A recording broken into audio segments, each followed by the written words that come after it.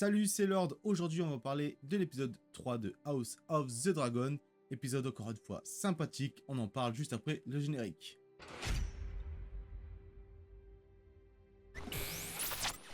Alors l'épisode commence justement entre une conversation entre deux groupes d'individus. D'un côté on a les Brackens et d'un autre côté les Blackwood. Tous deux des vassaux de Lord Tully, mais ces deux familles ont prêté allégeance tous les deux à un camp différent. Et suite à cet échange qui est vachement intéressant, il y a une transition que j'ai beaucoup aimé où à la fin ça commence un peu à se friter. L'autre il dit ouais tu serais capable, je sais plus ce qu'il dit exactement. Et en fait, d'un coup, on est justement genre sur une transition où on a un champ de bataille, où on a des morts partout, vraiment un temps un peu brumeux. Vraiment, on a d'une bataille ou l'après-bataille très chaotique, avec des morts partout, sur une rivière, où justement on a un des personnages avec une épée plantée justement là dans la gorge qui est mort. Et c'était une transition, je trouvais vachement bonne. J'aime beaucoup ce genre de transition un peu comme ça.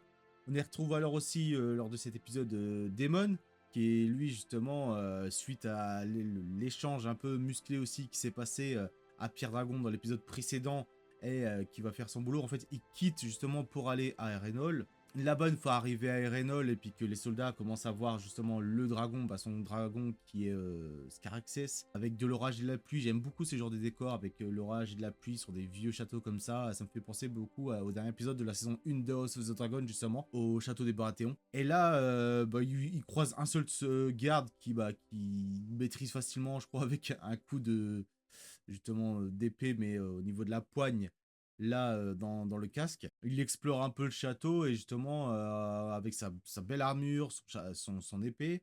Et là, il arrive alors en salle, justement dans la salle de repas, où Sir Simon Strong est en fait occupé en train de manger justement son plat lors de son arrivée. Et en fait, Daemon se pointe comme ça, il ouvre la porte, il dit Je revendique Arenol. le seigneur de ce château, donc du coup se rend immédiatement et ploie le genou, à part une femme qui elle justement arrive et elle justement ne ploie pas le genou et observe la situation. C'est là que justement Daemon explique le fait qu'il veut le fort parce que ça peut être un bastion fort parce que c'est le plus grand château de Westeros, du moins l'un des plus grands châteaux de Westeros. Ça pourrait justement abriter pas mal de combattants, de soldats. À un même moment, le seigneur lui propose à manger et il lui dit ouais, j'ai survécu à bien de nombreux combats. Je ne vais pas mourir empoisonné par la nourriture et donc du coup il refuse de manger. Par contre, dans ce château, il a un peu des visions où il voit un peu des choses et tout. Il y a un moment, par exemple, il a une vision de Rhaenyra quand elle était jeune. Ce qui est bien, c'est qu'on a pu revoir le retour de l'actrice Millie Alcock, justement, ce qui était vraiment un peu cool de la revoir, parce que j'avais beaucoup aimé l'actrice au début de House of the Dragon, justement. Et là, en gros, elle est en train de recoudre la tête de l'enfant de Aegon II, qui était mort lors de la fin du premier épisode. Quand il reprend un peu conscience, il arrête un peu, justement, d'être... qu'il n'est plus vraiment dans ses visions, si je puis dire. Il est face à l'arbre. Et justement, la dame du début qui n'avait pas pris les genoux lui dit ouais, ça sera ici le lieu de votre mort ou quelque chose dans le genre. Donc, est-ce que c'est une réelle vision que ça va réellement se passer? Moi, je n'ai pas lu les bouquins. Je ne veux pas les lire parce que je ne veux pas être spoilé sur la série. Bien que parfois il y a des petites choses qui peuvent changer. Après, bon, j'espère vraiment qu'il va pas mourir là.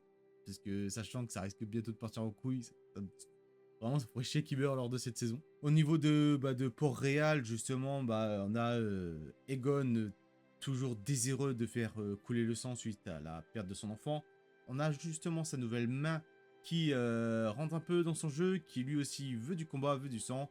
Et donc du coup, genre il envoie Sir Kristen Cole, du coup, la nouvelle main du roi, pour aller justement en direction du château de Harrenhal, avec Gwaine Hightower, qui est le frère justement d'Alicent. Et c'est marrant, c'est ce petit échange qu'il peut avoir à Port-Réal avant le départ, où justement on a ce Hightower qui parle de petits éléments, qui remet un peu, je dirais, la nouvelle main... pas à sa place, mais qui lui indique justement d'où il était, etc., son évolution, etc. C'est une chose plutôt quand même étrange. Et on voit qu'il a une petite amertume par rapport à ce qui arrive à son père, qui a servi 3 mains et qui a été dégagé comme ça. Et par contre, on voit que Sir Kristen Cole, vraiment, genre, est un peu plus... comment je peux dire ça? A l'air un peu d'avoir un peu plus de sentiments qu'Alicent. Est-ce que Alicent a des sentiments ou c'est juste un plaisir pour elle? Lors de leur route, en fait, ils parlent un moment dans les champs. Et alors que l'autre, le Hightower, est en train de parler de taverne, etc., Kristen Cole, justement, voit un truc bizarre dans le ciel et commence à voir justement un dragon près du soleil. Elle commence à chevaucher à mort vers la forêt pour ne pas être vue par le dragon. Et en gros, oui, on a Bella qui est sur son dragon danse-lune dans le ciel, justement, qui était en repérage, comme l'avait envoyé justement Rhaenyra dans l'épisode 2. Et justement, elle les voit, donc elle les traque, elle commence à descendre, à faire un piqué, à essayer de les rattraper, mais eux arrivent en forêt, elle guette un petit peu autour de la forêt et part. Eux sont plutôt rassurés. J'ai bien aimé ce petit moment un peu stressant pour eux, où il y a même le Hightower qui a une grande pression, parce que bon, ouais, forcément, tu te prends un coup de flamme de dragon, puis voilà, c'est fini l'histoire. Donc c'était vachement intéressant ce petit passage. On a Bella qui retourne à Pierre Dragon, et qui justement évoque ce qu'elle a vu, les déplacements, etc.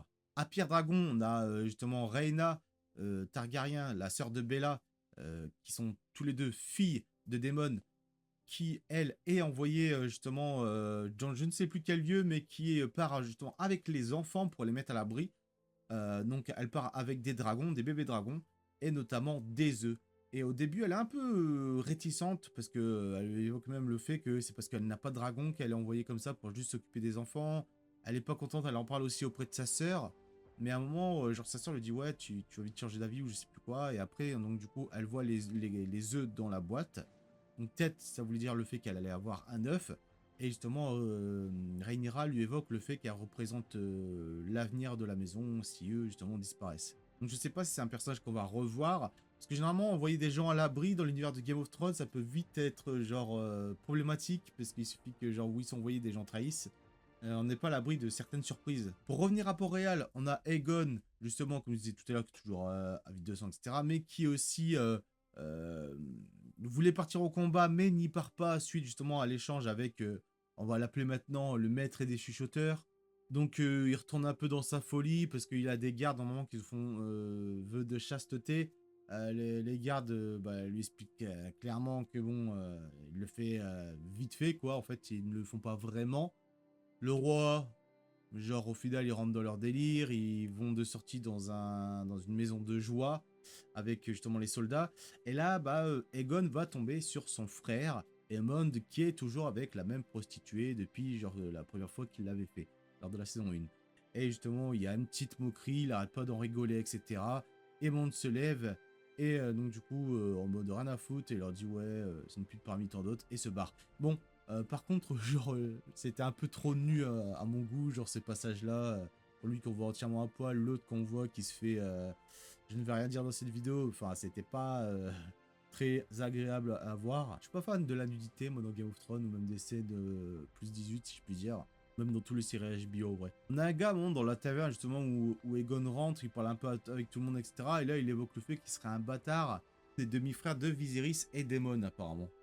Donc, est-ce que c'est un gars qui mitonne un peu, justement, pour arriver quelque part? Au final, ça va se retourner contre lui parce qu'il va se faire buter. Peut-être c'est juste un personnage lambda comme ça, d'un coup, ou peut-être que c'est vrai. À voir. Franchement, ça peut être sympa. On verra bien. On a Rhaenys aussi qui, encore une fois, peu présente dans cet épisode. Mais encore une fois, vraiment, qui...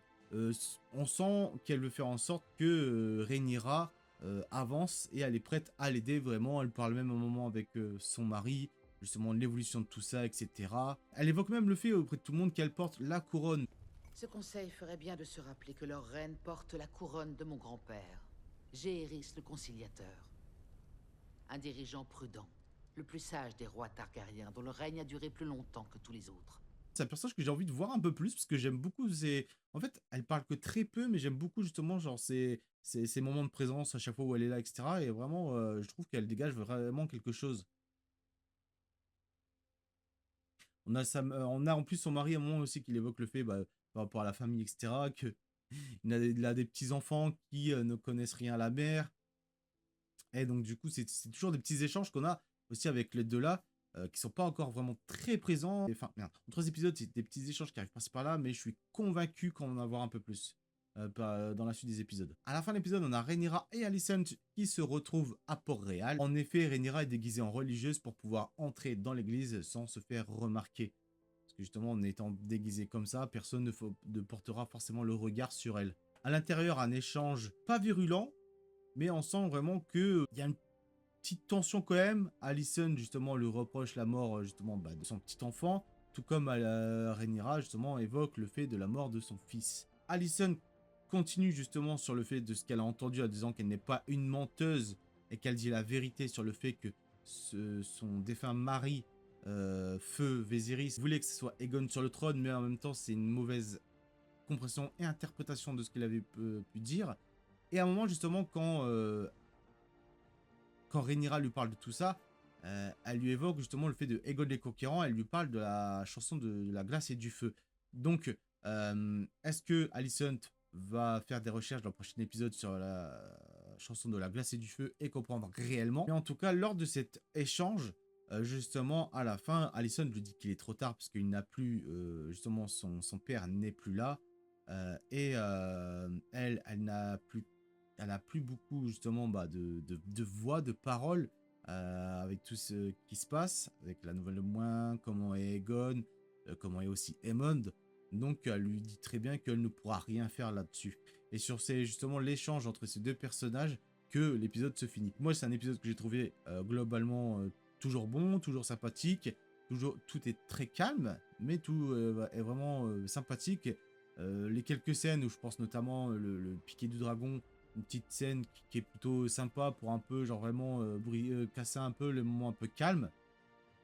Mais j'aime beaucoup les plans de décor, les plans qu'il y a pu avoir de caméra, etc. Qu'il y a pu, au château de Harrenhal, avec l'orage, comme disait, les plans de couleur et tout, vraiment, il y avait une ambiance, une atmosphère hyper cool. Vraiment, genre, voilà, c'est un épisode encore une fois bien sympathique, qui emmène un peu plus les choses. Et lors du prochain épisode, à mon avis, ça sera la bataille. Et là, je crois qu'on aura beaucoup de choses à dire en tout cas. Chaque semaine, c'est un pur kiff de trouver House of the Dragon et c'est un pur kiff de toujours et jamais déçu pour le moment. Je crois qu'il n'y a pas un seul épisode qui m'a déçu depuis le début de la saison 1. Vraiment, genre, pour l'instant, c'est des parfaits. Si ce n'est toujours pas fait, n'hésitez pas à venir me suivre également sur mes réseaux sociaux. Je partage régulièrement mes achats de figurines sur Instagram. Je partage aussi également sur X et je partage des vidéos sur TikTok. C'était tout pour cette vidéo. Si t'as aimé, n'hésite pas à mettre un pouce en l'air, à activer la cloche, à t'abonner si c'est pas encore fait. Et voilà, je te souhaite une bonne journée, une bonne soirée. C'était Lord, salut!